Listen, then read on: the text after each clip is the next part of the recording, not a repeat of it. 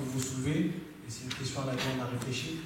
On s'est dit aussi pourquoi pas, peut-être au-delà de voir réussir l'équipe, essayer de créer une association. Donc, pour essayer même d'agir dans les lycées, par les jeunes, comme c'est la cible principale, c'est de diffuser le documentaire au maximum de personnes. C'est pour ça que même, on va dire, cette semaine, je suis parti au lycée d'Arès-Milo, qui est au tram à Lucelle.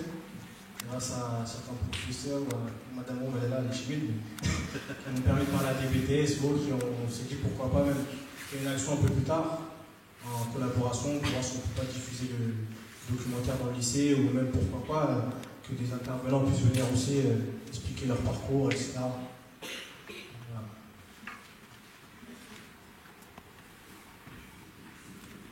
Juste, on va peut-être en profiter pour prendre peut-être deux, trois questions en même temps, comme ça on pourra y répondre. Bonjour, donc moi j'ai deux questions justement. Bravo pour ce documentaire, qui est très intéressant, c'était génial, c'est ce qu'il faut faire et il n'y en a pas assez. Moi la question que je me pose quand je vois ce documentaire, je me mets à votre place qui le réalise et je me dis comment est-ce que vous avez fait la sélection des profils? Ça veut dire comment vous avez placé, vous faites un reportage voué à réussir, comment vous placez le curseur de la réussite. Donc la dame a intégré le modèle du luxe, ok, toi je te veux dans le reportage. J'ai pas retenu les prénoms. Le jeune homme donc était dans le commerce, il est devenu enseignant. Est-ce que c'est le côté enseignant qui vous a plu? Est-ce qu'il était simple salarié d'une entreprise? Est-ce que pour vous c'était une réussite aussi? Comment vous avez placé le curseur de la réussite?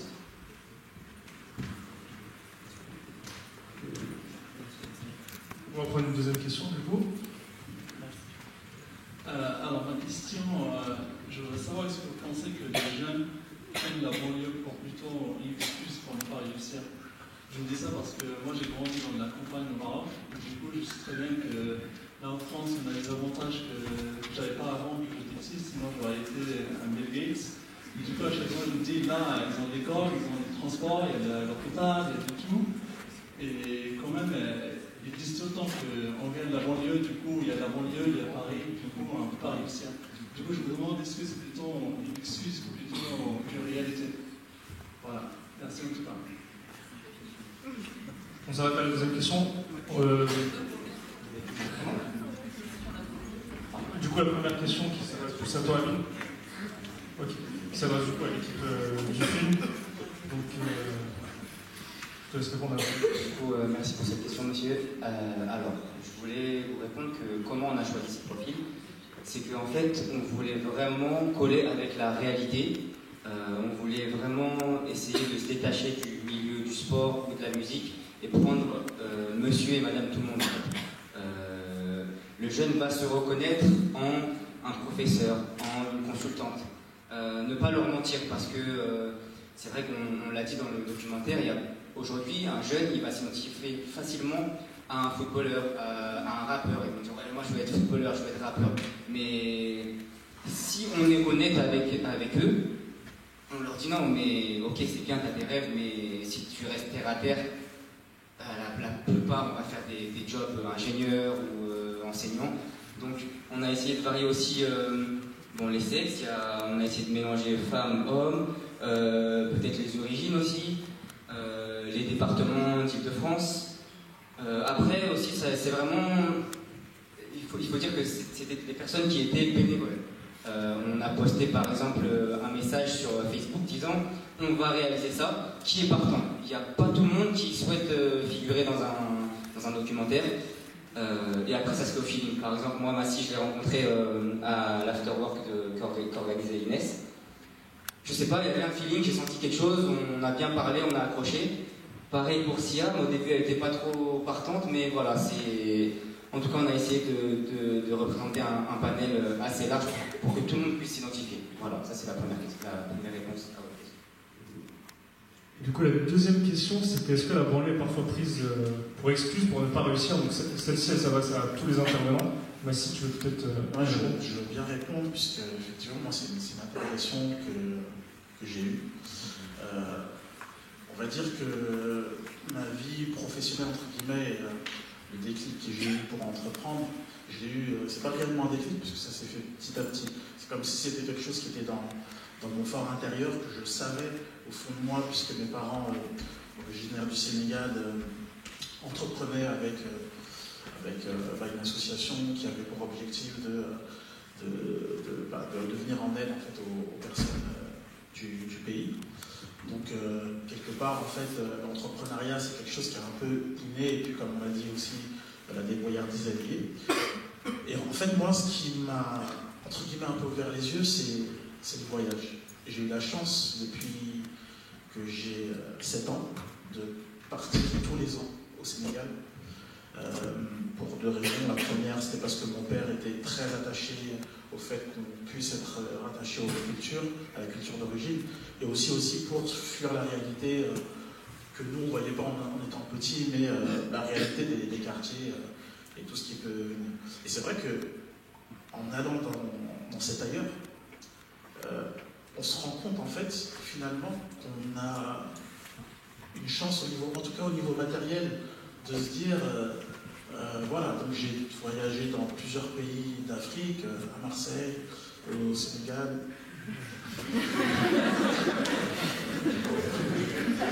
Et c'est vrai qu'en allant, par exemple, chez mes cousins à Marseille, c'est vrai que c'est très marquant quand on nous dit ah, tu viens de Paris, etc.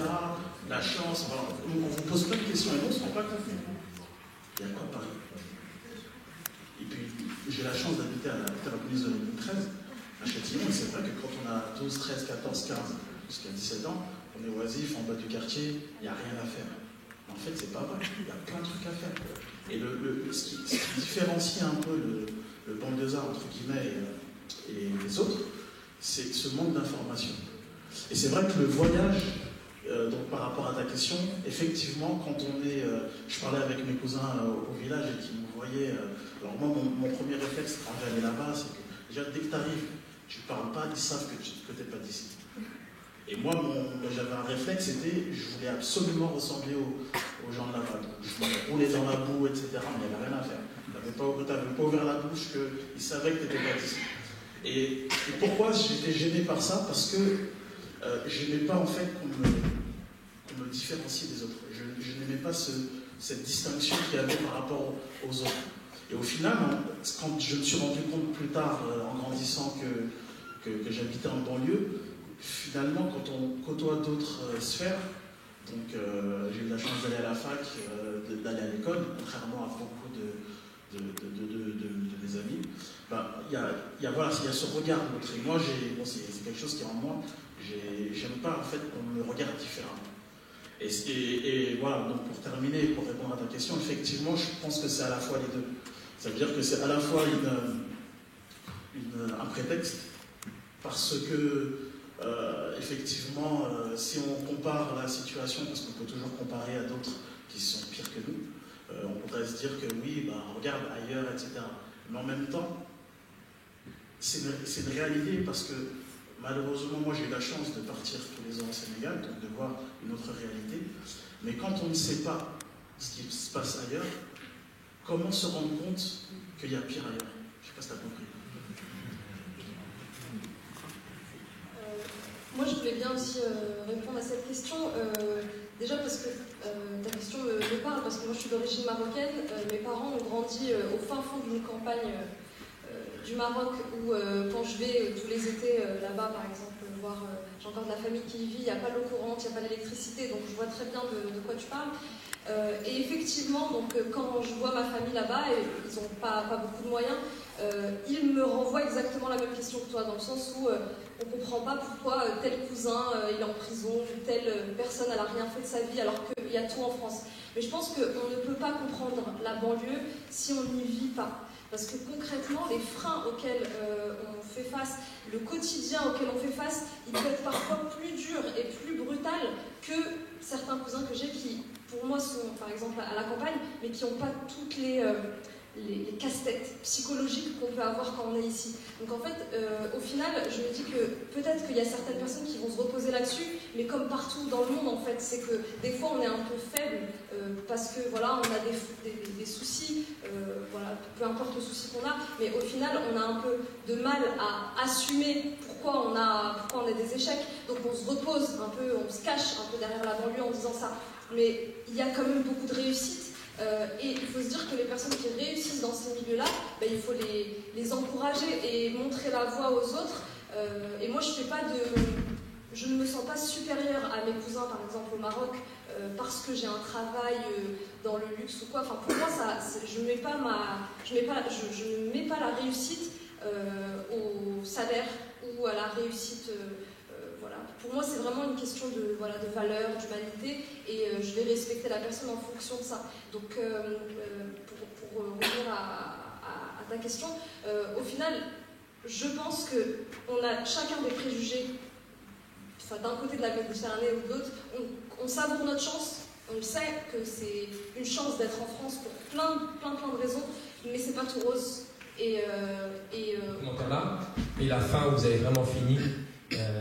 Mais il n'y a pas longtemps. Voilà, ma question, c'est combien de temps vous avez mis entre le moment où vous vous êtes dit ok, on va le faire, et le moment où ça s'est fini?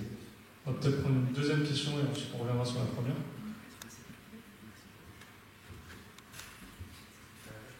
Bonsoir. Je pense que la plupart d'ici viennent de banlieues où on a vécu des discriminations qui étaient citées dans la vidéo et se sont sentis touchés par cette vidéo. Et j'aimerais savoir comment intégrer une des associations qui était citée dans la vidéo. Okay. Une troisième question aussi. On va faire un petit triptyque. Bonsoir, je m'appelle Swada, moi j'ai pas de question, mais je voulais juste vraiment féliciter les jeunes. Amine, je suis vraiment fière de toi. Féliciter Inès, je suis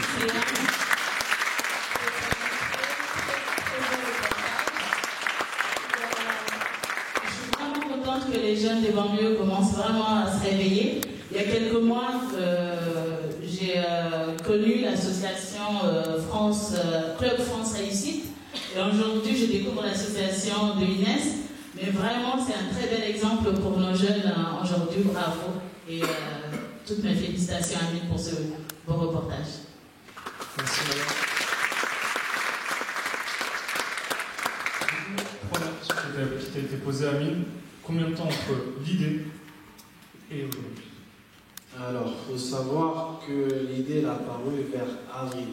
C'est-à-dire le courant de avril, 10, 12 avril. Non, j'ai checké l'historique hier. Donc après, il y a eu la période de sélection. C'est-à-dire qu'on voit avec le Samy et Ilias, on s'est dit comment on va sélectionner. Donc comme il a dit, il y a une première sélection qui s'est faite via Facebook. Après, il y a une deuxième sélection qui s'est faite aussi via les réseaux. Donc c'est pour ça que moi aussi j'ai tenu à placer un crème lunois dans la boucle. C'est pour ça que j'ai fait appel à Yaya. Et ensuite après il y a Inès que j'avais croisé sur ses afterwork et une fois parce qu'elle avait aussi collaboré avec une association que je connais. Donc je me suis dit pourquoi pas elle aussi avoir son témoignage dans le documentaire, surtout qu'aussi elle est investie dans le milieu et pour ces jeunes-là. Et je crois pleurer. Et après, voilà, ça s'est fait comme ça début avril. On a commencé à tourner début mai. On a commencé à tourner début mai, mais il faut savoir que certaines des images que vous voyez là, elles n'ont pas été tournées dès le début. Je ne sais pas si certains d'entre vous ont vu le teaser, mais en fait, les images du teaser, c'est le premier tournage. Parce qu'il faut savoir que, comme je vous ai dit, on n'est pas du milieu audiovisuel et on a eu des galères. Donc, il s'avère qu'on a commencé à tourner le premier jour. Et en fait, on se rend compte, on part à Créé, on va voir Karim. Et on se rend compte que le micro ne marche pas, le micro cravache. Et c'est sûr, on dit bon, qu'est-ce qu'on fait? On continue ou on arrête? Mais comme Samy c'est un mec déterminé, il a dit vas-y, c'est pas grave, on continue. Et même nous, c'est dit vas-y, on continue, c'est pas grave, le son, voilà. Vas-y, c'est rien. On prend un portable ou je sais pas, on l'enregistre en même temps et voilà. Et en fait, on tourne la journée, etc. On a loué un micro, non, on n'a pas de micro, c'est vrai. On tourne, etc. Et puis le soir, il y a Samy qui m'appelle, qui me dit bon. Là, franchement, c'est mort. Je dis comment ça c'est mort? Il me dit non, le son, je crois, c'est bizarre. Si tu veux, écoute. Mais bon, on fait quoi? On utilise ou on n'utilise pas? Sinon, vas-y, c'est pas grave, on utilise quand même. Je me dis quand même que le son, c'est important. Donc, il a dit bon, qu'est-ce qu'on fait? Donc, du coup, il fait un premier montage. Il me dit bon, j'ai essayé de faire quelque chose, mais je pense que ça va être chaud. Dis-moi, si tu veux, on arrête, je pars en repas. Donc, du coup, il m'a fait écouter, et puis là, je me suis dit bon, j'avoue que là, si on sort ça comme ça, ils vont nous prendre pour des guignols, on va être démasquer directement. Donc, on s'est dit bon, ce qu'on fait, c'est qu'on va recaler une session d'interview. Et cette fois-ci, on va allumer un micro. Donc, on a commencé à regarder sur Internet. Après, on nous a parlé, voilà, peut-être qu'il y a un truc qui s'appelle SOS Ciné, dans le nord de Paris, on pouvait allumer un micro. Et Samy, il a eu l'idée, en fait, de se dire, bon, pour pas gaspiller ce qu'on a fait, on prend toutes les vidéos, et vas-y, on se fait un teaser, et si ça marche bien, on fait le documentaire. Sinon, si ça marche pas, on arrête tout. Donc, du coup, il a pris les vidéos, il a compilé, il a fait un peu les voix off, etc. Et après, justement, ce qui était surprenant, c'est qu'après qu'on a balancé la vidéo sur les réseaux, il y a eu tellement de bons retours qu'on s'est dit, bon, bah, c'est comment les gars, je crois que c'est parti. Hein. Donc on s'est regroupé encore une fois, on a calé un planning, les week-ends, etc. du mois de mai, un peu aussi au début du mois de juin.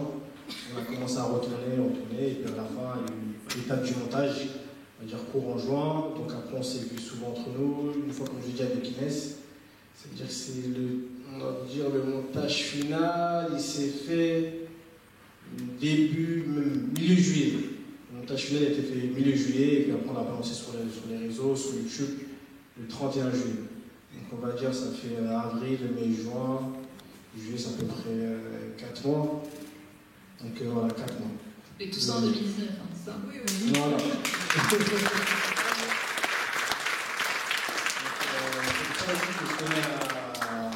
À remercier aussi Samy et Elias pour leur travail et voilà, pour cette belle aventure.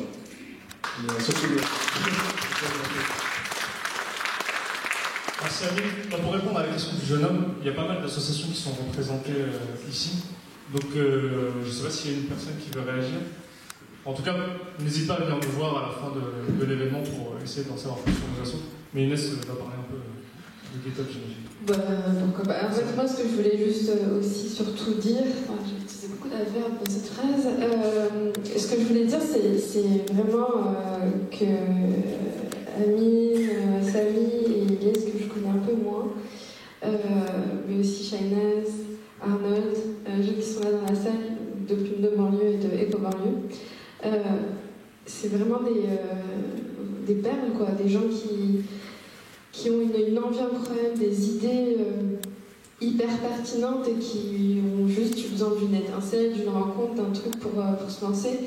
Et puis ça me rappelle un peu nous comment on a lancé GetUp, et à l'occasion je veux juste dire que GetUp c'est pas que moi, c'est vrai qu'on a beaucoup travaillé ensemble, mais GetUp c'est un collectif, et si ça marche bien aujourd'hui c'est parce que il y a des gens formidables derrière, Abdesamad qui était fondateur de l'association avec moi, Mounia qui est aussi un pilier de l'asso, et des gens qui s'investissent et qui font des choses ensemble, et ça c'est super important. Le collectif c'est quelque chose, derrière chaque personne qui parle aujourd'hui, il y a plusieurs personnes qui ont soutenu, qui ont été là, qui ont donné de la force, qui ont contribué à ce qu'on fait aujourd'hui.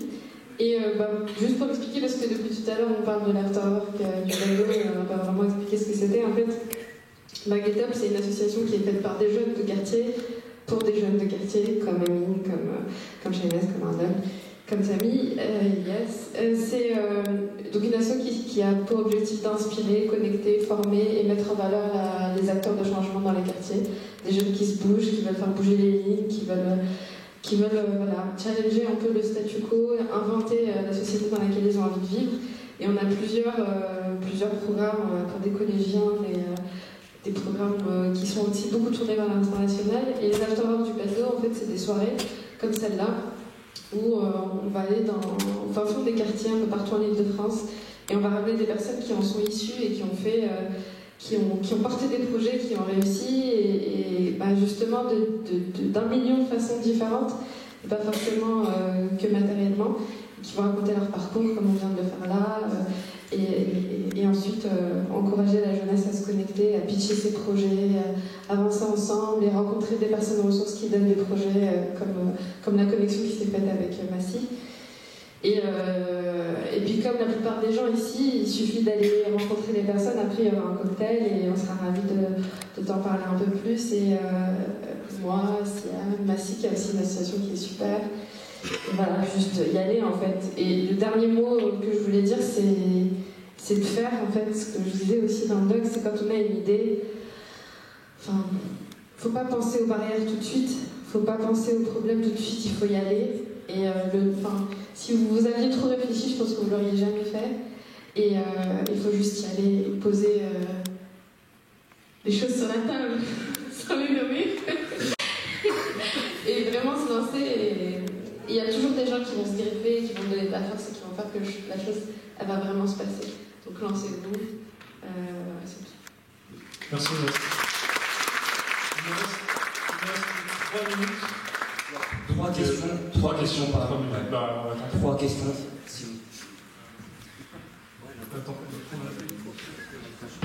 Comment, demain, si vous rencontrez quelqu'un qui n'est pas issu de banlieue, la seule chose qu'on n'a pas vu de banlieue, c'est ce qu'on dit aux médias, ce que disent les médias, ce que disent les politiques, comment vous lui direz, comment vous lui expliquerez tout simplement c'est quoi la banlieue, quelles sont les mauvaises choses et les bonnes choses voilà, de la banlieue, comment vous expliquerez ça à quelqu'un qui n'a jamais vécu la banlieue et qui n'est jamais allé en banlieue? Merci pour ta question. On a une deuxième question ici au deuxième rang. C'est une question pour, je suis parti, désolé, la consultante Lux. Vous disiez après aussi que vous étiez parti à Genève et que vous trouviez un peu dommage d'avoir dû quitter la France. Je voudrais savoir pourquoi, tout simplement. Et la troisième question, une troisième? Non, c'est bon. Okay.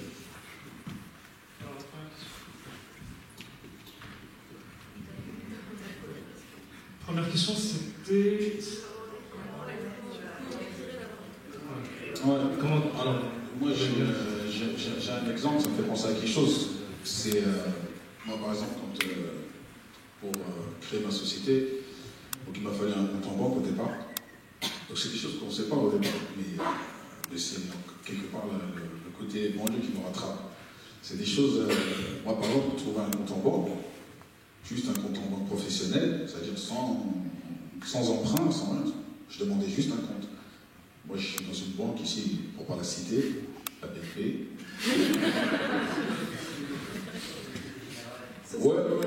Non, mais c'est vrai. Moi, j'ai toujours été à la BNP, donc je travaille depuis des années, donc ça fait.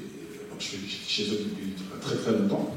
Donc, quand j'ai voulu faire mon projet, je leur ai soumis mon dossier, tout ça, mais ils ont exigé que j'apporte un business plan. Sachant que moi j'avais des moyens assez maigres, donc mettre 500 € au minimum pour faire un business plan, pour expliquer. Bon bref, je ne voyais pas l'importance de faire un business plan, donc j'ai été recalé. Donc il m'a fallu un piston pour pouvoir ouvrir un compte dans une banque juste à côté. Le CIC, pour pas la citer. Et voilà, donc ça c'est une réalité. Donc après, comment. Voilà, moi je suis pas dans un parano quand je dis que c'est parce que j'ai un certain profil, que je suis banlieusard, machin. Comment l'expliquer autrement? Parce que moi, pour moi, j'étais solvable, j'avais les fonds, voilà, j'avais un projet, je ne demandais pas d'emprunt. Donc voilà, c'est quelque chose de très concret qui nous ramène justement à notre réalité. Et moi, je trouve que c'est des barrières encore, mais voilà, ça n'empêche pas que on pousse d'autres portes, des solutions, des plans B, et puis voilà. Mais voilà, ça c'est un exemple parmi tant d'autres, mais par exemple dans l'entrepreneuriat, on se rend compte qu'il y a pas mal d'embûches comme ça, et puis voilà. Donc, ce que j'ai envie de dire, et ce que j'ai essayé de véhiculer dans le reportage, c'est que voilà, il faut surmonter tout ça, et que l'essentiel c'est d'arriver à ses fins. Ça répond aussi à la question de qu'est-ce que c'est la réussite. C'est aussi ça, c'est l'aboutissement justement malgré les embûches, malgré les obstacles, voilà. Et ça, c'est à la limite, ça devient secondaire après avec le temps. Aujourd'hui, là où j'en suis, à la limite, j'en rigole. Mais c'est j'ai envie de dire que tout le monde ne peut pas forcément surmonter ces obstacles-là, parce que des fois c'est avant tout mental, et puis ceci c'est une question de moyens, c'est une question de détermination, c'est beaucoup de choses. Mais malheureusement, c'est des choses qu'on a en tête. C'est des choses qu'on a en tête, c'est comme ça a été dit plusieurs fois, c'est des barrières mentales qui nous freinent. Et après, chacun selon fait avec ses moyens, mais en gros c'est ça. Inès, peut-être pour répondre. Ouais, si je peux peut-être juste répondre à ta question sur comment on parle de la banlieue à des gens qui ne la connaissent pas. Moi, je te dirais déjà, il y a des gens avec qui, enfin pas des gens, il y a des conversations qui sont saines à avoir. Quand il y a des gens en face de toi qui ont vraiment envie de comprendre, de s'intéresser, etc. Il y a des conversations qu'il ne faut pas avoir. C'est-à-dire, on n'est pas non plus, on n'est pas des animaux dans un zoo qui doivent expliquer, on marche à reculons, on a 3 oreilles, enfin, on est défoncé comme tout le monde. Quand c'est dans une démarche vraiment où il y a des gens qui ont envie de, par exemple, de savoir quelles sont les difficultés que tu as pu rencontrer, il faut juste, je pense, aussi parler de toi, de ton parcours personnel, mais aussi éviter, dans la mesure du possible, d'essentialiser. Parce que, c'est-à-dire de donner une définition de ce qu'est un jeune de quartier ou de ce qu'est vivre en banlieue, parce que la banlieue, déjà, c'est une vaste diversité de réalités, en fait. Versailles, c'est une banlieue. Et dans Versailles, il y a les quartiers riches, et il y a les quartiers très pauvres aussi. Voilà, la Défense, Nanterre, c'est une banlieue. Donc, et les Kremlins, c'est un autre. Et ce que je veux dire, on aura gagné quand on aura rétabli un peu la diversité de ce que ça veut dire qu'être un jeune de banlieue, qu'il y ait des gens comme toi, qu'il y ait des gens comme Elisabeth, comme Amine, et que ça ne veut pas dire qu'une seule chose en fait de gens de quartier. Et je ne sais plus, il y avait un truc que je voulais dire qui était important, mais voilà. Et du coup, oui, on est à une étape aussi où en fait, là, notre génération, on est arrivé quand même pour beaucoup, passer de l'autre côté, entre guillemets, ou en tout cas à réussir à faire des allers-retours entre des mots qui ne se parlent pas forcément.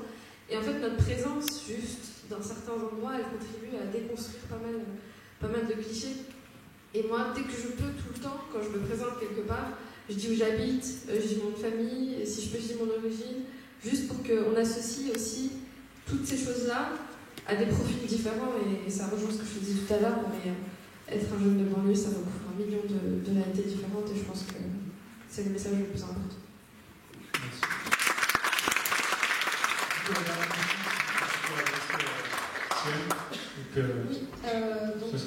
Oui, tu me demandais pourquoi je trouvais ça dommage d'être passé par ailleurs, on va dire, pour que mon travail soit reconnu en France. En fait, moi, j'ai pas forcément cherché à aller ailleurs. Ça s'est offert à moi dans le sens où j'avais l'impression que j'étais pas reconnue à ma juste valeur, alors sans prétention aucune, mais c'est vrai que j'avais l'impression de faire plus que les autres, toujours plus, et qu'au final, on me renvoyait toujours à mon image de banlieusarde, arabe, musulmane, enfin tout ce que vous voulez, qui fait qu'en fait on me renvoyait toujours ça. On ne regardait jamais la valeur de mon travail. En tout cas, c'est ce que je ressentais quand je bossais en bureau parisien. C'était un peu mon ressenti. C'est qu'en fait, les conversations, quand par exemple je faisais des networks, voilà, je rencontrais des gens du milieu du luxe à l'époque, en fait, déjà ça choquait tout le monde parce que moi je me suis jamais travestie, entre guillemets, j'ai jamais fait semblant d'être quelqu'un d'autre. Je disais d'où je venais. À l'époque, je vivais à Bobigny. À ce moment-là, je vivais à Bobigny. Après, j'ai vécu à Intramuros. Enfin, en gros, je ne le cachais jamais. Et on me regardait avec des grands yeux. Enfin, genre, tu prends le RER après. Enfin, vraiment des questions où j'avais l'impression que c'était bizarre et qu'on ne me demandait pas ce que je faisais là pour mes compétences ou ce que j'avais dans la tête.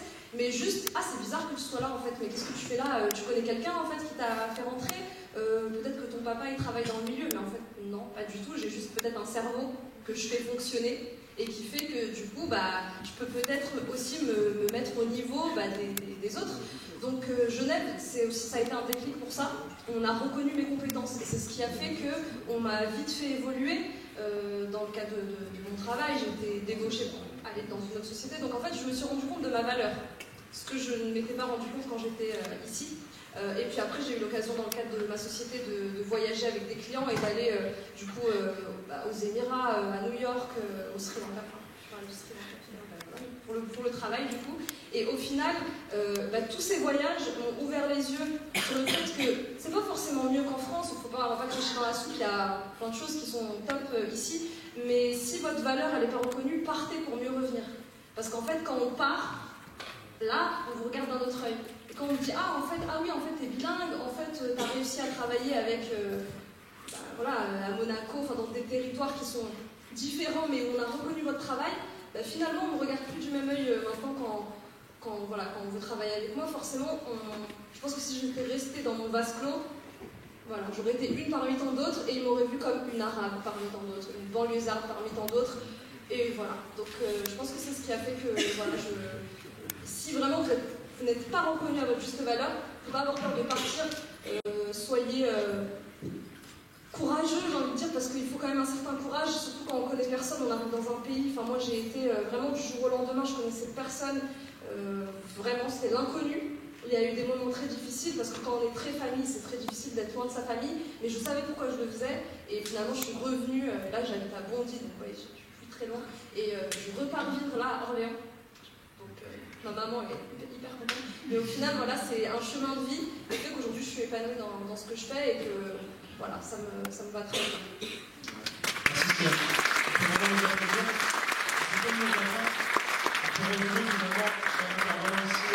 Réussi à transformer sa réussite individuelle en réussite collective. Amine, avec ce documentaire, il vous impacte. Siem, elle enseigne et elle a son association Banlieue Chic qui touche les jeunes. Massi, qui a aussi son association.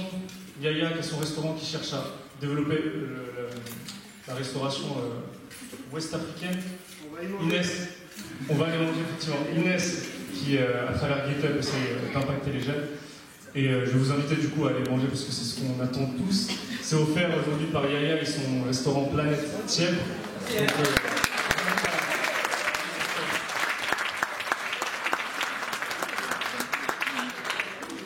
Petit mot de fin pour Amine. Donc je voulais dire aussi, il ne faut pas que les gens hésitent à aller voir ce qui se passe ailleurs, pour s'inspirer, essayer de recréer la même chez eux.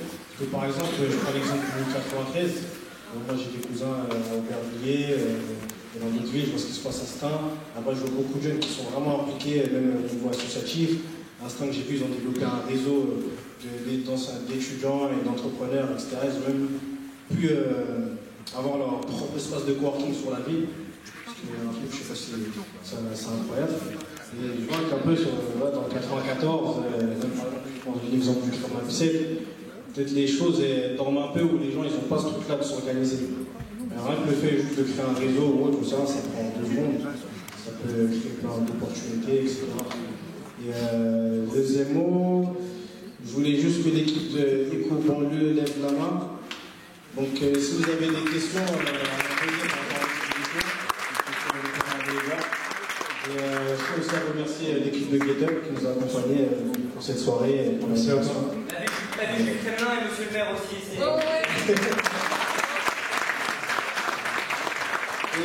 merci à vous tous d'avoir répondu présent aujourd'hui. Donc la salle est pleine. Et... ouais, merci Benji. Merci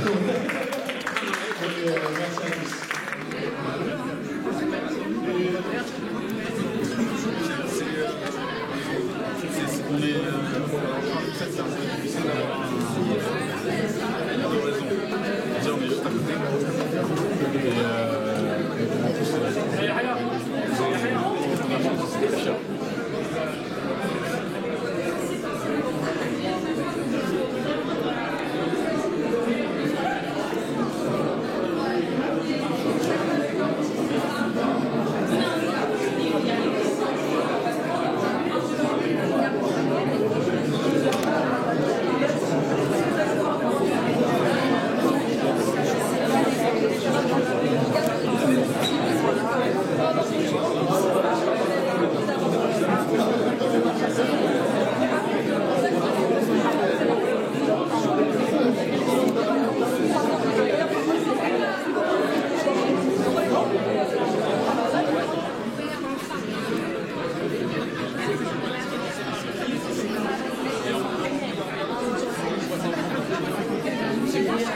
Comment vas-tu?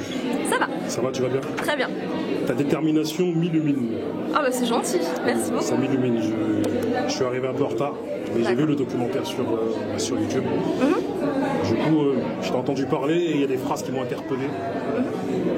Partir pour mieux revenir. C'est magnifique. Exactement.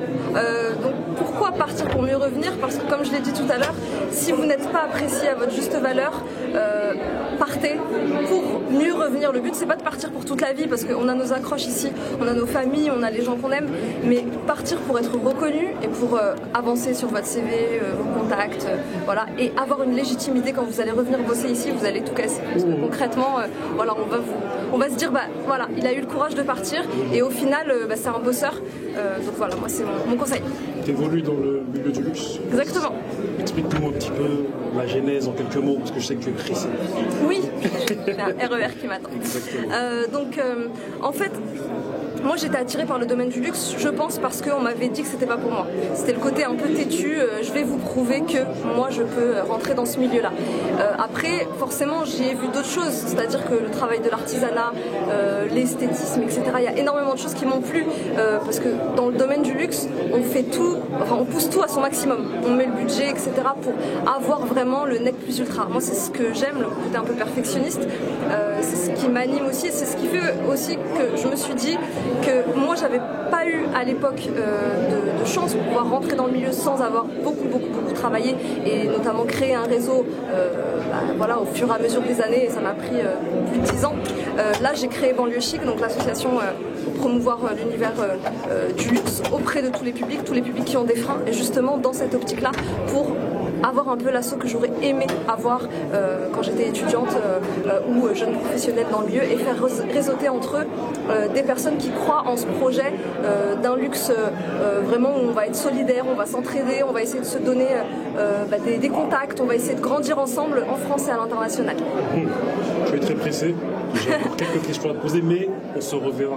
Avec plaisir, merci. Bon courage à toi. Merci, c'est gentil, bonne soirée. Disons les choses avec Monsieur Moissy. Ça fait plusieurs fois que nous nous voyons, mais ça fait longtemps qu'on s'est pas vu. C'est vrai que ça fait un petit moment qu'on s'est pas vu. La vie, on va dire, a pris son cours. Donc, exactement. Voilà, mais bon, ça fait toujours plaisir de te voir, mon frère. Ça fait toujours plaisir, mon frère, on est ensemble. On est ensemble, comme tu dis. L'autre fois, tu figures dans ce documentaire, voué à réussir. Ouais. Même quand j'ai vu les extraits, c'est quand j'ai vu ta tête, j'ai fait oh, si lui est dedans, c'est que c'est un vrai reportage. Ouais, bah écoute, déjà ça m'a fait plaisir. J'ai été honoré d'être contacté, en fait ça s'est fait naturellement. J'ai rencontré les réalisateurs lors d'un événement auquel j'ai assisté, le Get Up. Et voilà, il y a eu un feeling. C'est vrai qu'au départ, je ne me sentais pas forcément légitime de participer à ce documentaire. Nous, on aime bien être dans l'ombre, etc. Et puis j'étais convaincu un peu par leur argument qui disait que il faisait ça, déjà le titre m'avait interpellé, vouloir réussir, c'était quelque chose qui était dans le positif par rapport à la banlieue et nos parcours. Et j'ai bien aimé voilà, le sujet, et j'étais interpellé aussi par leur argument qui disait que c'est vrai qu'on se plaint tout le temps de la représentativité, du manque de représentativité, et que là c'était une opportunité justement de montrer qui on est, quoi. Donc juste raconter notre parcours de qui on était, et que voilà, que c'était important. Et au final, bon, j'aime pas trop voir ma tête à la caméra. Je pense bien que tes vidéos hygiéniques. Merci. Et au final, c'est un beau rendu, c'est vraiment un beau rendu. Donc je salue vraiment le travail fait par Amine, Elias et Samy. Et voilà, je salue ça. Ils étaient déter. Moi, c'est ça qui m'avait convaincu. Ils étaient super déter, et ça fait plaisir. Est-ce que toi-même, ça t'a pas donné des idées? Parce qu'on sait à quel point tu es déterminé et tu es investi avec toute ton équipe d'Epsilon. Est-ce que toi-même, ça t'a pas donné des idées pour te faire même un documentaire de tout ce que vous faites, même depuis au Sénégal, en France? Ah, c'est... parce que tu es en train de... Non, en fait, c'est vrai qu'on a du contenu. Bon, c'était pas forcément à ce sujet-là. On va pas trop révéler les projets, ils sont dans le four, etc. Mais non, là, tiens, c'est une idée. Merci Bouba. Tu sais, moi, je veux voir Epsilon. Pourquoi pas sur Epsilon. Pourquoi pas. Après, peut-être l'envers du décor, ou le pourquoi de l'engagement, ça peut être une belle idée. Et c'est vrai qu'il manque un peu ce genre de choses, de représentativité dans ce qu'on fait, ce qu'on est, ce qu'on vit. C'est super important, laisser un héritage pour les générations futures, et pourquoi pas. Parce que comme tu le sais, nous écrivons l'histoire. C'est ça. C'est une histoire qui se racontera dans 20 ans. Et comme tu vois, aujourd'hui, nous-mêmes, à l'aube de la quarantaine, on voit des gens qu'on a commis il y a 20 ans. On voit les évolutions. Et du coup, l'histoire qu'on est en train d'écrire aujourd'hui, on pourra la raconter dans 20 ans aussi. C'est clair, laisser des traces. Hein. Voilà. Laisser des traces, c'est super important de laisser un héritage et de dire qu'est-ce qu'on a fait.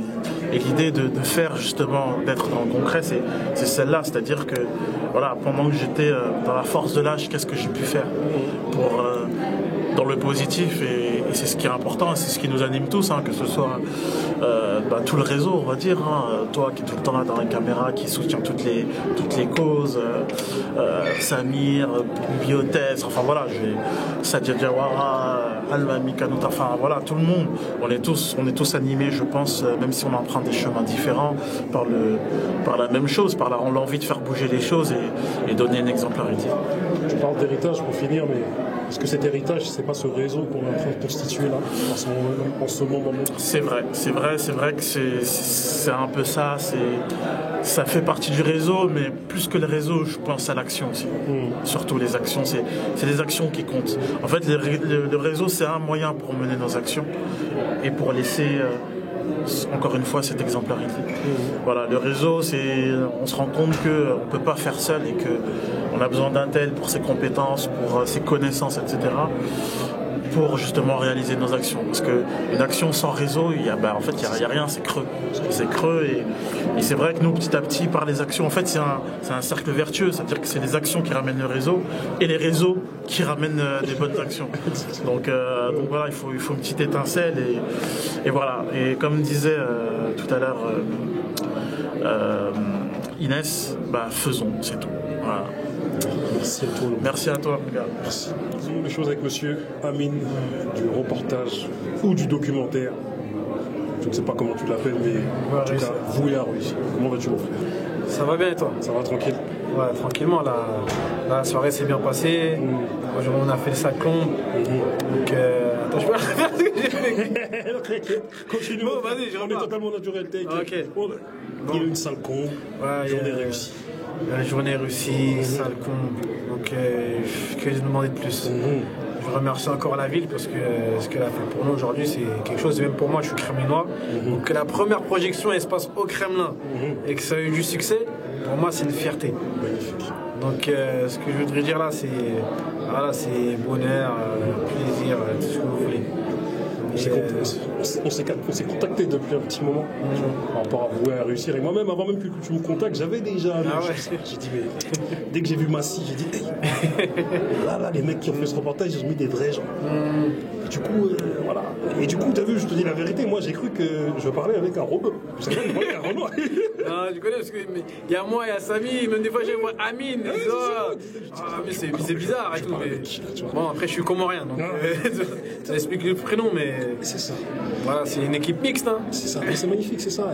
Et du coup, explique-nous le pourquoi du comment de ce documentaire. Qu'est-ce qui t'a donné l'idée? Franchement, c'est déjà un simple constat. Quand on regarde autour de nous, quand on parle avec les jeunes, surtout aujourd'hui, avec tout ce qu'on leur diffuse à la télé, soit les médias, la musique, tout ce que tu veux, il y en a vraiment au niveau de mentalement, ils sont bridés. C'est-à-dire que des fois, ils sont là, ils vont se dire, je peux pas faire telle chose pour faire telle chose. Peut-être, je sais pas, moi, j'ai pas accès même d'aller jusqu'au master, hein, maintenant. Des fois, ils me disent, bac plus 5, c'est un truc de fort, vraiment pas. Ou même, ça se trouve, ils veulent faire, je sais pas, il y en a qui veulent entreprendre, mais ils me disent, bon, j'ai pas de diplôme, j'ai pas de savoir, j'ai pas de connaissances. Même juste le fait de se dire, voilà, je suis quelqu'un de banlieue, ça se trouve, voilà, c'est vraiment, je veux réussir. Une grande réussite, je sais pas, la richesse ou n'importe, peu importe. Hein. C'est soit, des fois, on est bon, je dis, bon, vas-y, c'est le sport ou la musique, mais sinon, à part ça, vraiment, qui a vraiment réussi en banlieue, même des gens normaux. Donc, des gens normaux, des gens qui sont réussis dans n'importe quel domaine, il y en a. C'est juste qu'on les voit pas, ou il n'y a pas quelque chose, il n'y a pas de témoignage, on va dire. Et c'est à partir de ce constat-là, quand j'avais parlé avec Samy, du coup, qui s'est dit, ouais, voilà, pourquoi pas se lancer dans un documentaire. Et c'est parti sur un coup de tête. Parce que nous, on n'est pas du monde de l'audiovisuel, c'est-à-dire tout ça, documentaire, son, après, montage, truc, ça on ne connaissait pas. Ça s'est fait sur le tas, donc c'était une super expérience. Et là maintenant je vois à peu près, même les gens comme toi ou tous ceux qui réalisent des trucs, tout le travail qu'il y a derrière. Mon ami, vous avez fait un sacré boulot, t'as vu. Et du coup, t'as vu, par rapport à ce documentaire, tu es de quelle génération? C'est la question que je vais te poser en fait. Moi, moins de 30 ans ou 30 ans? Non, moins de 30. Je vois là-bas, moi je suis moins de 30. Moi je suis un genou. C'est ce que je me disais, c'est pour ça que je te pose la question. Non, là j'ai 25 ans, je me rappelle plus des 30 maintenant, mais. Non, je suis encore un jeune. Bon, on va dire maintenant, on fait partie de la génération, on va dire des grands. C'est pour ça aussi que je me suis dit, qu'est-ce aussi, c'est la responsabilité. Maintenant, c'est plus comme avant. C'est qu'avant, nous, quand j'étais jeune, il y avait les grands, etc. Ceux qui disaient, voilà, fais pas ça, etc. Tu avais aussi, on va dire, les modèles, toujours les conseils, mais maintenant, je sais pas, c'est plus pareil. J'ai l'impression, des fois, on n'est plus laxiste. Même maintenant, les petits, ils font des trucs avant, ça se faisait pas à notre âge. Il y a plus ce truc-là, je sais pas, de cadrer, tu vois, les choses. Ou même de conseiller, voilà, au bien ou autre. Maintenant, je me dis, bon, maintenant que j'ai atteint l'âge où je suis devenu un grand, qu'est-ce que je fais? Quel est l'impact que je peux avoir? Quand je parle avec les petits de mon quartier ou d'autres gens, comment on peut essayer de les impacter, faire que voilà, ils se réveillent un peu et qu'ils voient toutes les capacités qu'ils ont. Et c'est ça le truc, c'est comme je disais pendant le débat, c'est que des fois, des gens qui ont des connaissances, des compétences, mais ils n'arrivent pas à s'en rendre compte. Et ça veut dire que des fois, ils vont dire, ah mais non, mais je sais rien faire. Alors que ça se trouve, tu as fait des trucs dans ta vie qu'un mec, je sais pas, même il a fait un HEC, j'en sais rien, il n'a pas fait, il a des expériences qu'il n'a pas vécues. Et même, je sais pas, c'est. En banlieue, il y a trop de talent, trop de créativité. C'est cette fibre-là, tu vois, que les gens, ils n'ont pas, souvent même. C'est un cliché, peut-être les bobos du 16, ou peu importe, même des gens des provinces ou autres, mais en banlieue, il y a ce truc-là. Et c'est, voilà, c'est. Comme on a dit, c'est défaire tout ce qui est barrière mentale, se motiver, qu'à travers ces modèles-là qu'on a pu voir dans le documentaire, ça a pu s'inspirer les jeunes. Et dire, voilà, quoi, moi aussi, je peux y arriver. Et il y a plein, en banlieue, je pense que c'est que de la réussite et qu'on peut tous y arriver. Tu as vu la différence entre ta génération et la nôtre, c'est que votre génération, à vous, j'ai l'impression qu'il y en a beaucoup plus qui sont dans les études déjà et dans l'entrepreneuriat. Moi, je suis d'une génération des plus de 35 ans, des qui ont 40 piges. Et du coup, tu as vu, nous, notre génération à nous, en fait, on s'est mis à être beaucoup plus des employés que des employeurs. Vous êtes dans une démarche de... J'en parle avec des gars de ma génération, je dis, souvent, voilà, il y en a plein qui critiquent les petits, ouais, mais t'as vu, regarde comment ils sont eux, hein. Mais je leur dis, les mecs, il y a une partie des petits qui n'est pas filmée, dont on ne fait pas de documentaire, et ben, qui sont là, qui sont déterminés, et les mecs font des études, les mecs créent des entreprises, les mecs sont des modèles à suivre, tu vois. Du coup, vous à réussir, bah, vous retranscrivez tout à fait ça. Non, si, c'est vrai, c'est totalement ça. Et aujourd'hui aussi, c'est Internet aussi, ça permet d'avoir beaucoup d'informations que les anciens n'avaient pas à l'époque. Et aujourd'hui, comme on sait, tout le monde est connecté. Et ça aussi, on peut avoir accès à des modèles ou des gens d'ailleurs. Peut-être avant, les gens n'avaient pas forcément. Même maintenant, la société elle a aussi changé. C'est-à-dire que les gens aussi sont plus entrepreneuriat et que, en vrai, même les mecs de cité, ils ont toujours eu cette dalle-là. Et maintenant, ils savent qu'ils peuvent l'exploiter et il y a les moyens. Il y a les moyens pour. Et c'est vrai que c'est des gens qui sont peut-être pareil. On met pas. Cette différence-là, on ne la met pas souvent en avant, ou c'est vrai que c'est un point aussi à travailler. Tu as vu, tout à l'heure, Inès, elle a parlé de la diversité des gens de quartier. Souvent, tu as vu, elle parle d'essentialiser. Du coup, en fait, à travers le rap et à travers plein de trucs, on fait croire aux gens que les gars de quartier, c'est qu'une seule définition. C'est le Scarla qui est en bas, qui Bicra et tout ça. Du coup, à travers vous à réussir, ça prouve d'autres choses. Et c'est pas mal. C'est pas mal du tout. Pour les prouver, c'est ce qu'on a essayé de faire. Voilà, c'est ça. Et surtout, comme il y a quelqu'un tout à l'heure qui posait la question, comment, je peux pas décrire la banlieue ou les jeunes banlieues à quelqu'un qui n'en vient pas, même si regarde, voir réussir, ça va être pareil, un autre aspect de la banlieue. Et comme tu as dit, c'est pas ce qui est mis dans les médias, généralement. Tu vois. Même la dernière fois, une petite anecdote, c'est que je suis parti dans mon ancien lycée, et à un moment donné, je leur ai demandé, est-ce que récemment, je sais pas, vous avez déjà vu un documentaire, ou je sais pas, dans les grands médias, quelque chose, diffuser quelque chose sur la réussite des gens de quartier. Et il y a un petit qui m'a dit ça, je sais pas, spontanément. Il m'a dit, si, tous les dimanches sur Téléfoot, tous les dimanches matin. Et moi j'ai rigolé, j'ai dit, mais en dehors du sport ou de la musique. Il me dit, je sais pas. Et je me dis, franchement, si lui me dit ça, je sais qu'il y a un problème, tu vois, quelque part. C'est ça. C'est que, même je sais pas, c'est vrai, même des fois tu vas voir des gens dans des villes, on dit, mais non, mais ici il n'y a personne qui a réussi. Alors qu'en vrai, il y en a plein qui ont réussi, mais il y a se cacher, comme je disais auparavant. C'est pour ça que c'est à nous aussi de s'organiser, même essayer de voir voilà, les gens qu'il faudrait mettre en avant, même les rêver un peu. Ça se trouve, des fois, ils sont occupés, ils ont leur vie, mais c'est bien de pouvoir faire quelque chose aussi. c'est vrai que faire une tournée avec des modèles, enfin des références, des mecs qui sont d'autres profils que ce qu'on nous montre à travers les médias, est-ce que le rap il véhicule beaucoup aussi, tu vois? Ça peut être pas mal. Moi, une petite anecdote, une fois on faisait un débat sur Grigny, et il y a un mec de ta génération qui lui à l'époque était un peu en mode trop le quartier, tu vois. Il nous a dit, nous, tant qu'on voit pas des mecs qui nous ressemblent à d'autres postes, nous on n'y croit pas. Il a dit j'y crois pas. Et franchement ça m'avait choqué parce que je me suis dit, le mec tellement il sort pas de là d'où il vient, tellement il voit pas d'autres profils, il y croit carrément pas. Et voilà, c'est ça que quand je te vois et quand je vois ce que vous faites, ça donne de l'espoir. Non mais c'est vrai ce que tu dis. Un peu pour une autre anecdote, et je vais finir avec ça, c'est qu'il y a récemment un ami à moi, en fait lui si tu veux il est sorti de prison récemment, etc. Il a fait plusieurs allers-retours, on va dire que lui il a pris d'autres choix dans la vie par rapport à moi.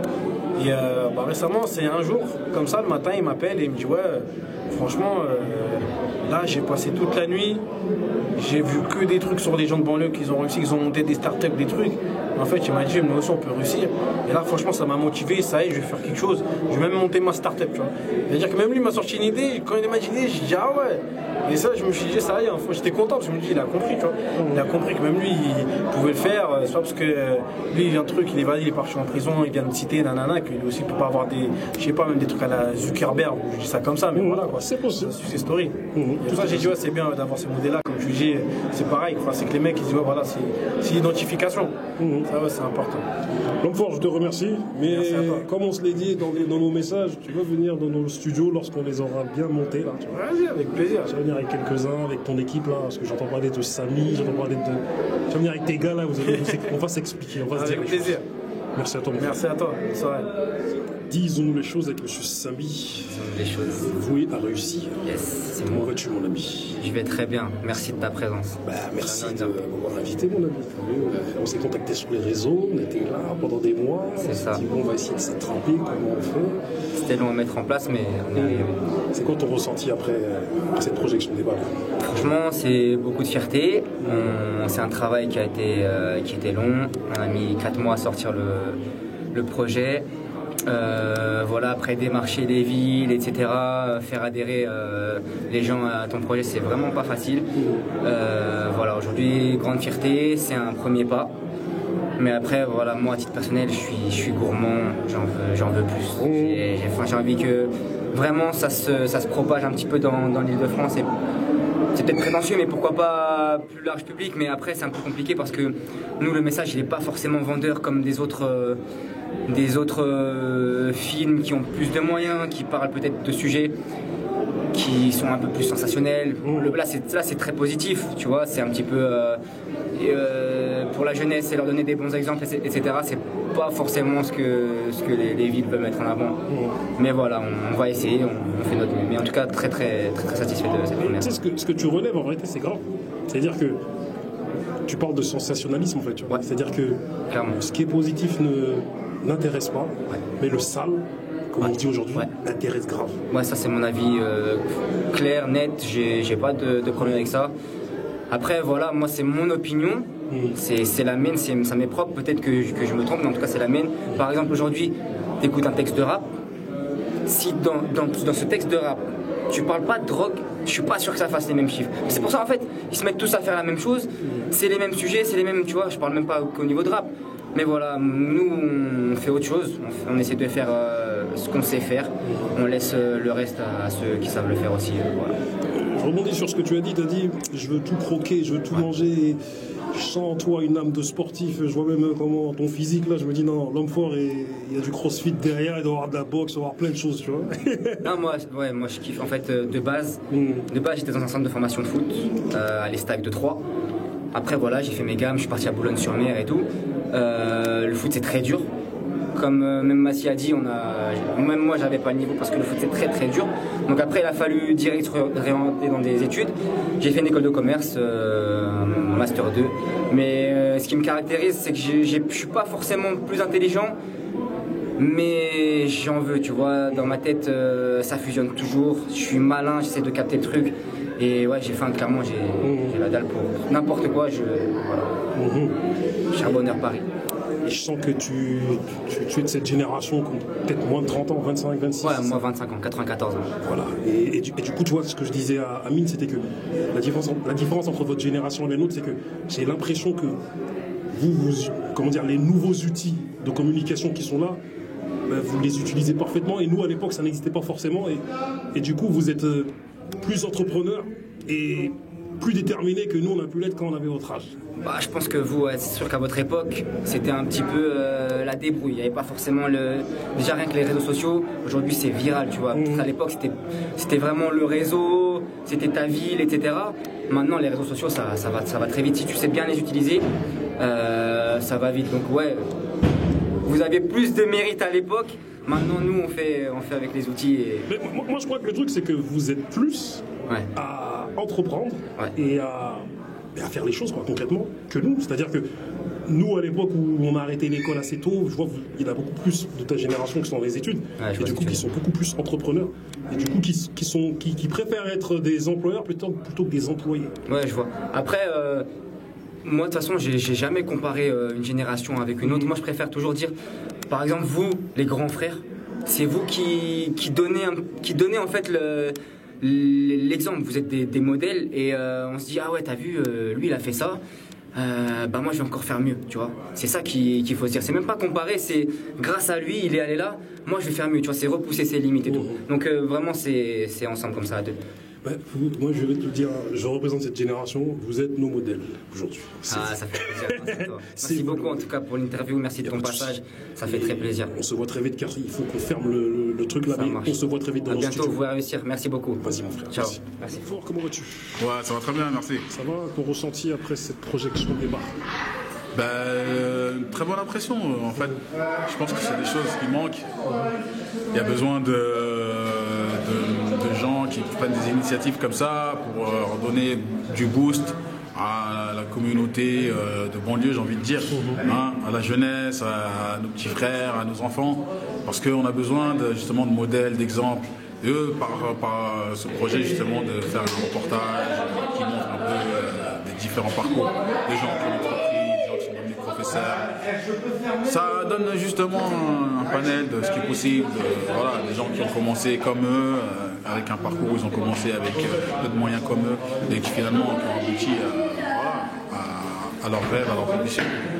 Et ça c'est important, parce qu'aujourd'hui la facilité c'est justement de rester dans son confort, entre guillemets, d'avoir juste un emploi, un CDI et se contenter de vivre avec ça, et puis d'avoir un projet de vie avec peu d'ambition, parce que finalement le taux de chômage il est élevé, donc quelque part ça crée une concurrence, les gens se disent bon, si j'ai eu un emploi, voilà, j'ai attrapé quelque chose et je m'en contente. Mais c'est pas une fin en soi. Nous, dans les banlieues, ça grouille d'idées. Il y a plein de gens qui ont des idées. C'est clair. Nous, le fait de vivre, comme je disais, en communauté, c'est du partage, il y a de l'échange, et tout ça, ça donne des idées, ça ouvre l'esprit. Et finalement, ça peut que accoucher de bonnes choses. Et c'est dommage de rester, de se mettre dans le métro boulot dodo, et puis se contenter de ça, c'est important. Qu'est-ce que tu penses de cette nouvelle génération? Parce que tu as vu, depuis tout à l'heure, je dis, parce que ceux qui ont fait ce documentaire dans lequel tu figures, Voué à réussir, en fait, c'est des mecs qui sont plus jeunes que nous. Donc, je pense que toi, tu es de ma génération, les 40 exactement. Et du coup, j'ai l'impression que eux, par rapport à nous, quand on avait leur âge, ils ont l'air plus déterminés et ils sont en mode, ce que tu es en train de dire là, pas métro, boulot, dodo, mais nous, on avait leur âge, on voulait qu'employer. On voulait être employé. Ouais, exactement.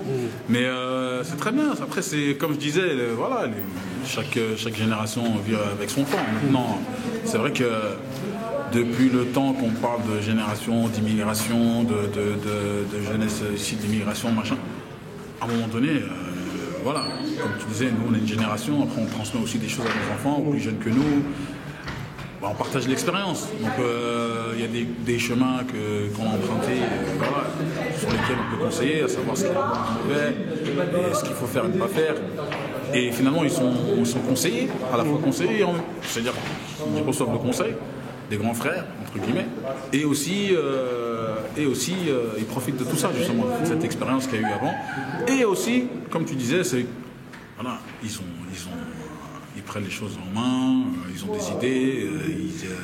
Aujourd'hui, on est à l'époque du tout numérique, il y a les réseaux, et les outils. Voilà, c'est des gens qui sont formés et finalement qui ont des outils entre les mains et qui savent s'en servir. Parce que finalement, il y a quelque part une recherche de créativité, une recherche d'idées qu'on a dans les quartiers, des gens qui cherchent à développer des idées ou qui vont commencer par une idée, qui vont se retrouver dans un secteur d'activité et finalement qui va, voilà, l'effet boule de neige, ça va donner des idées. Il y a plein de gens autour de nous. Chacun d'entre nous, il peut citer quelqu'un en exemple dans son quartier qui a fait, comme il disait, qui a vendu des t-shirts, qui a été au marché, qui a commencé à vendre des t-shirts, qui a commencé à vendre des parfums, qui a commencé à... Et voilà, maintenant ils utilisent le réseau social, Snap, machin, pour vendre des saps. Mais c'est le début de quelque chose. C'est le début de quelque chose. Tandis que c'est vrai qu'à notre époque, il n'y avait pas cet outil-là. Donc il fallait encore être plus déterminé que ça. Donc c'est vrai qu'aujourd'hui, il y a beaucoup de choses qui sont facilitées. Mais ce qui est important, c'est d'avoir une idée au départ et de se donner les moyens de se relever les manches, de foncer. Voilà, et cette génération, je crois qu'ils ont l'envie. Ils ont l'envie et maintenant, il faut aussi pouvoir les accompagner quand c'est possible. Les soutenir, les féliciter, parce que justement, on a besoin de ça. Parce que avant tout, ça se passe dans la tête. Quand on parle d'idées, c'est avant tout dans la tête au départ. Elle mûrit dans la tête et puis après, on passe à la réalisation. Mais ça veut dire qu'il y a une partie psychologique qui est importante, parce qu'il y a des barrières, il y a des doutes, il y a des choses qu'on a entendues. Les gens qui ont fait leur reportage, ils se sont dit est-ce qu'on fait ou est-ce qu'on ne fait pas, on continue ou on arrête. Parce que justement, à un moment donné, il y a des barrières sur le terrain qui nous empêchent d'avancer, et qui nous font revenir toujours à la même question, est-ce que oui ou non on va le faire ou pas. Et aujourd'hui, voilà, le message c'est de dire il faut foncer, il faut faire les choses. Et même s'il y a un échec, voilà, faut se relever parce que cette expérience de l'échec, c'est ce qui forme, c'est ce qui nous aide à justement pouvoir justement éviter de faire des erreurs derrière ou d'avoir une vraie formation sur ce qu'il faut faire, ne pas faire. Et voilà. Donc aujourd'hui, on est là un peu pour ça, pour partager et en même temps apprendre, parce qu'on apprend des autres. Exactement. En tout cas, mon ami, je te remercie. Tu as vu, moi, je sens une émulation. Je sens que dans notre communauté des quartiers, c'est en train d'entreprendre. Ouais, les gens font les choses. Il faut encourager. C'est important. Il faut féliciter. Moi, je dis toujours, voilà, quand je vois quelqu'un qui entreprend, qui fait quelque chose, si je peux aller consommer chez lui, je consomme pour l'encourager, pour donner de la force, comme on dit, et je le félicite. Et avant de regarder les défauts, je regarde la chose la plus importante. C'est le fait qu'il ait pu mettre en œuvre son idée. Et ça, c'est important. On a besoin de ça. Parce que nous, on est d'une génération, la quarantaine, on n'a pas eu ces modèles-là. On a grandi, on a vu nos parents, à la limite, ils étaient, comme on dit, des bénis oui, chef, machin, un truc. Ils rasaient les murs. Mais nous, aujourd'hui, on prend notre place et on revendique. Et aujourd'hui, on est là, on se dit qu'on n'est pas moins intelligent que les autres. On n'est pas, et on fait les choses. Voilà, donc l'idée c'est ça, c'est de dire faut se motiver, faut motiver ceux qui ont envie de faire les choses. Et que voilà. Une fois, merci à toi. Il n'y a pas de quoi. Le centre va fermer, donc on va partir.